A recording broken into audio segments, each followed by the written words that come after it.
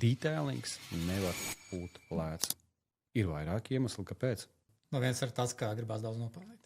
Nopelnīt, protams, ka visi grib, un tas jebkurā sfērā, bet, lai darbs tiktu novērtēts. Tieši tā, tas man zināšanas, tā ir man pieredze.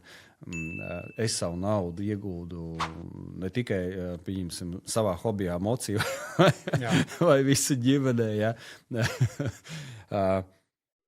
Es iegūdu biznesā. Jā.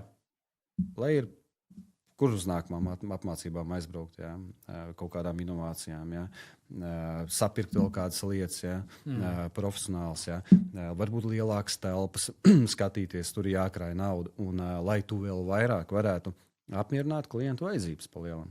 Jā. Tur visur vajadzīga nauda.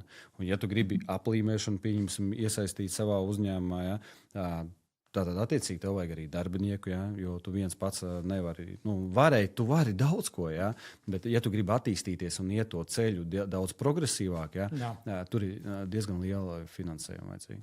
Vajag arī uzticēties citiem, deleģēt darbus. Tieši tā.